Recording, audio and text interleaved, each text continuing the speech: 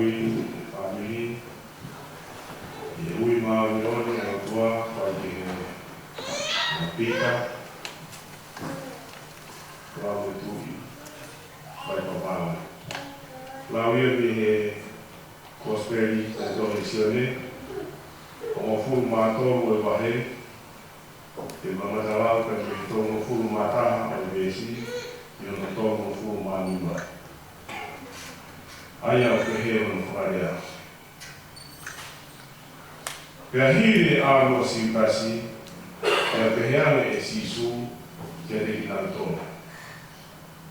E whakaranga ni heni e whoha o tangata, pea toi whakaranga ni e whoha o tangata ai o tua. Pea hiri ono whakaranga ni e o tua i he whoha o tangata, pea whakaranga ni leo vai whoha o tangata e he o tua. E waweni pe ono whakaranga ni ia e o tua. E toi siki atu pe whanau e tau i heri mo au. Pea te mou toki whiu kumi au. Ko ia pēna tarangi ai ki he kakai, o kui kai te malawa, ke mou o ki whetū o ai ki o alu ki ai. Pea koha whekau wha o ngeni o kou tuku atu ke te mou tōru. Ai ke mou whi o whani, o hangepe koe o whae ki mou tōru. Ka pau te mou whi o whani, pea e mahino rewa ki he kakai totoa pe, koe kuka wako ki mou tōru. Amen.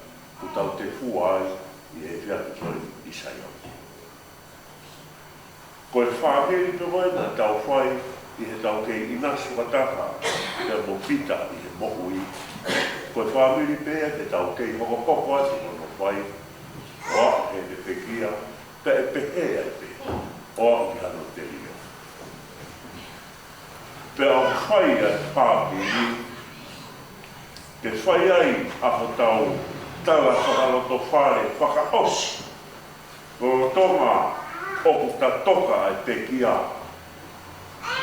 Te leo ko o kai ke to e mea ea a mea, pe whanongo ki hataurea, ka mahino pēr ki ai mea koe ni tau whai. Koe tau tala whakaloto whare whakaosi, ki mua pē tau mawai, pēr moe tangatai. Koe tau hoko ai koe ni, koe noko pēr whana. Hau ei, tau maha tau tunoa.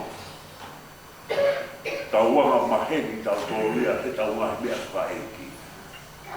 Koe whakaofo ofa. O i kai, haraka ia e hara. Ki tau mahi mea whaeki. Tau tōru koe, a kai ngā mamao atu, kau ngā mea, mo kai ngā ofa mai. Koe tau omi koe, ka mahi mea whaeki. Tau mata pē, whakaofa mea kotoa. Masani mea kotoa. I tua he pui pui, oa. Koe toe pē te tawhusula o fi mātua, upalai wata. E tua pui pui. Koe toe pē ke tau tuki hao mātua, e tua pui pui. Ka I mua ia, whakaofa mea kotoa. Kaha mea e kaha no mea e ona. Pea koe uhina ia o e whakawhamiri o whai ki mua pea hoko atu ai whato ia whakawhi au o e apo. Koe apo tau whatu me tau rea whato ngāko apo. Koe hau ia me whakakau he pelu. Hau e re whakaparami o iloa o richu. Tau ai koe apo pe koe a ole o lea vigilante. Tau a. Tau leo. Tau toka ngā. Ai tau pe kia mo e ngā whato ia kai kakat pe whakaofa e whaka. Ai a koe whakakau koe tau whawhamiri ke whai aki ai tau a mo e tau leo o whai e whaka. Ka tōma e Kosperi, e tohi e sione, wahe ho furu mā toru, ves toru mo furu mā nima, ange koe na e lau mā tau toru e whiake koe ni. Koe Osperi, ai tau mawha o mohe a sisu koe kaua po. E patatau e Kosperi na e tohi e luke.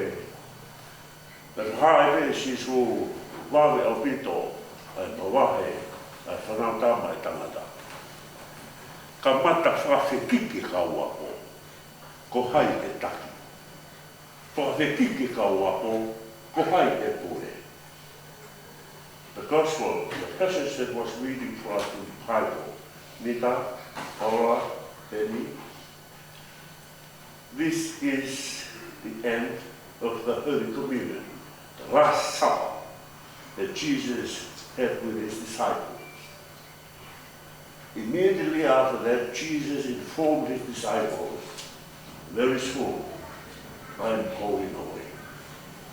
Immediately after Jesus pronounced it, the disciples started asking, who will be the boss? Who is taking over from Jesus? Who has the authority over what Jesus had left behind? They argued. And Jesus turned around and told them, my friends, those of you who want to be leaders will make sure that you will become servants. Those of you who want to be in the front, make sure that you will be in the back. That is what I am doing, and if you can do that, people will know that you are my disciples. That is according to St. John. And Then he said, and this is a new commandment. And the commandment is this: love one another as I have loved you. Love one another as I have loved you. This is not the kind of love that we used to do while Peter was still alive. This is a new kind of love. You are not going to apply the old love that you had while Peter was still alive, because you relied on Peter. Everything will be Peter. Peter is your church. Peter is your doctor. Peter is your mother. Peter is your grandfather. Peter is everything. Now Peter is gone. A new love is required by the three of you and all of you sisters and brothers. Where is Bucky? See, Bucky is not here. Doesn't need that love. What he needs is a good kick on the palm.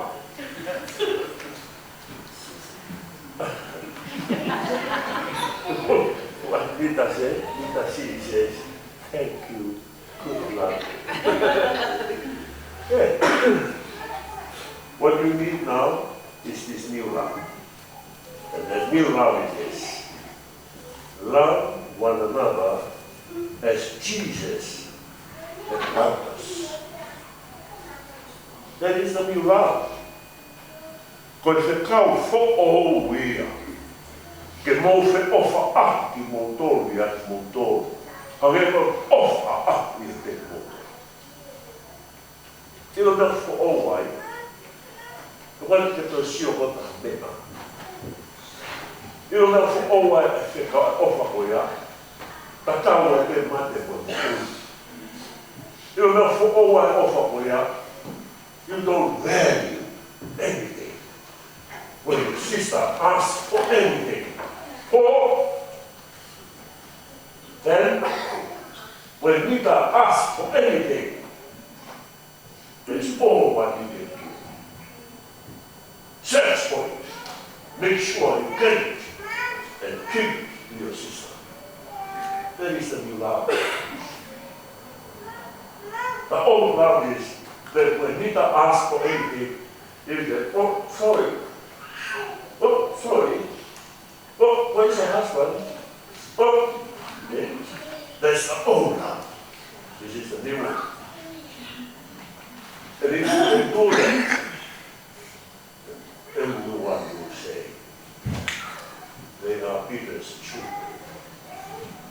They are Peter's children. Because Peter was the brother of Jesus. Te kau ni au whai na taha. Te kau mai he te kau mai ni ke hoki ai ofa motu a. Ko ofa motu a na tau ofa me sio ka hamea. Ko ofa motu a na tau ofa roi pe. Ko ofa fo'o. Ai no whai no hino tau tō ke sisu. Kono te ma, ko mata e whako. Koe tāo e waka, koe whako te mai, koe teo e ofa fo'o, koe whila rau mo kauskai. Koe ke toi aha roto kākā, koe ke toi aha roto siokita. Whami, koe tau tala whakaroto whare whakaosie. Ka mo ita wi for mo ni. Reveo fi ma uia e fia ki ko ni. Fai aki ai tau whakawhi ao o pika e pōni. Aki ai ofa fo'o. Koe tau whi ofa aki. O hangewa ofa sisu i e tau tō. Koe tau whi kalusi fai aki. Koe tau whi laulau. Whi laulau i hoki tau. Ka rawa ke tonu whorau a pika. Te laulau i hoki tā. Ka rawa ke maku e whanau o nonga o merino. Loro tonga e te hia o tamai moka. whakataua me pe, whamiri.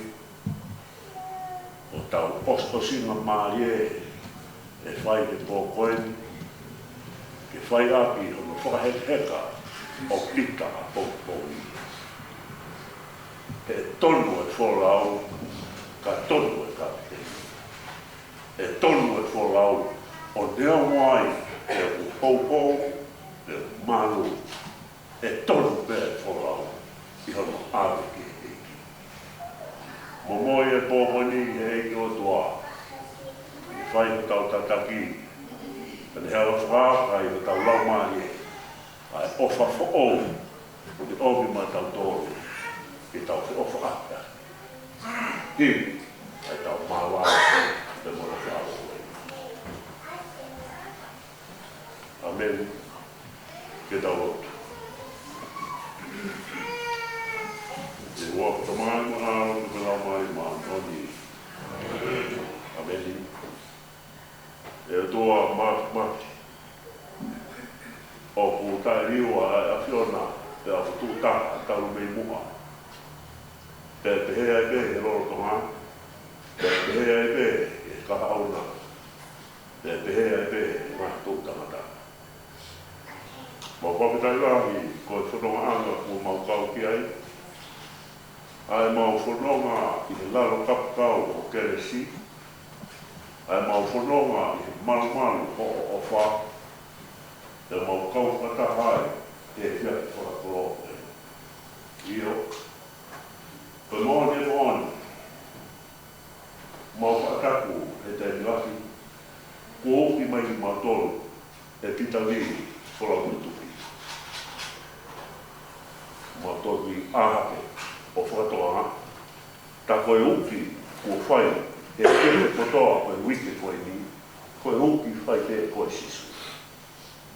Ke mau whataha mai koe whamiri. O whewaka I aki. Peo ke tonu oa ai whanonga mau whai pekai. Koe uki pe nia koe tataki pe koe te sisu. Ke mau whataha mai ka inga owa kai ke mau whanonga.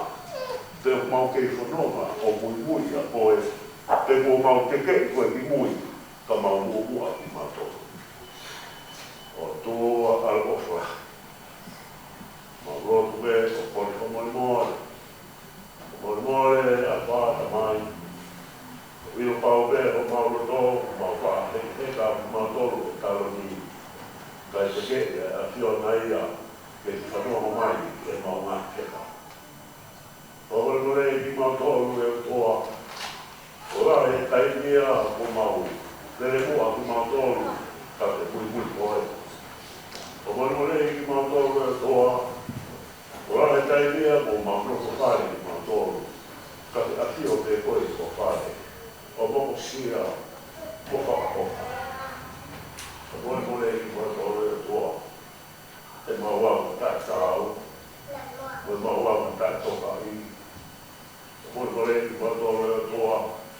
Mau ngahi kurungana ki o ko mau roto. Hoi pe e whai e mea o whakau kirari. Lai ke whai o te nāo. Io. Ma rotu be, ia te kaularo e whiona. Tū te tātu mai e tātā mahu ina e mahua e kātua e. Te mau whārotu ko toa pe ai. E una mahu e ahake, ko mau hoki ke mau kāu. Ke te ngau e ati mau toru. E ko hau a mau kau.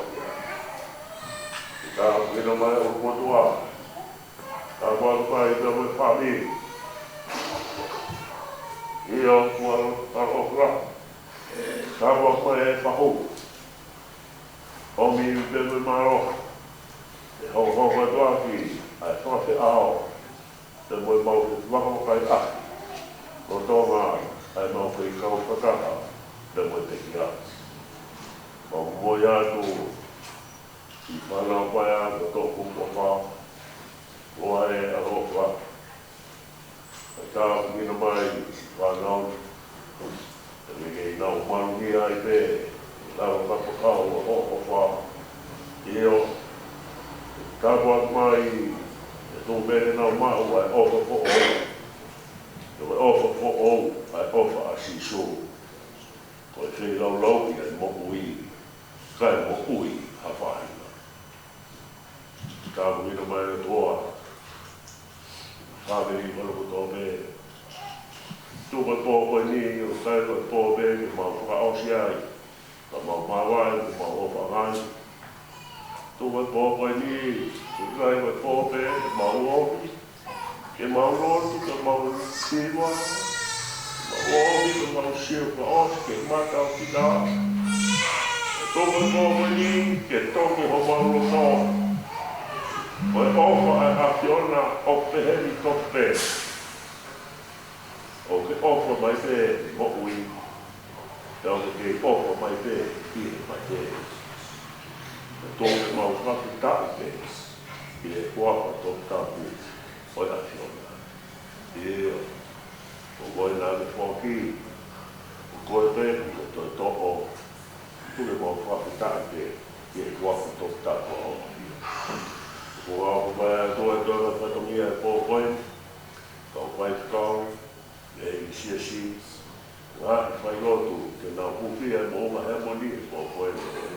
Tōke mau makeresi ai. E tōke mau tānaki. Ke whakafolu wā ke mau wahi. Ai ema mea maha. Ke whakafolu wā e mau whakafolu wā. Ngā ku mai a, lotu e moe hū. O mau hake atu ke koe whamiri tua muna sima koe ni. Mau whai katoa mea e lotu. O me whanga e sisu Christ o alo ka o mau whakapo ui. Ameni. Koe ke kaosi ati o tau whamiri. Ono whamira o e himi. Himi. Whāheau,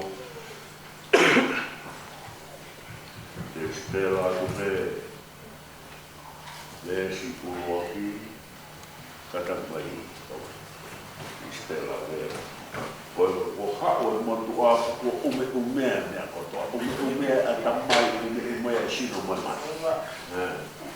Maro. Ko whai pūna ki pe, ai pure ai koa. Koe fuku misteri a tau mua i mua. O kune kofua ki a ao o i whau, kai ne heka hea wha, mohala he kia.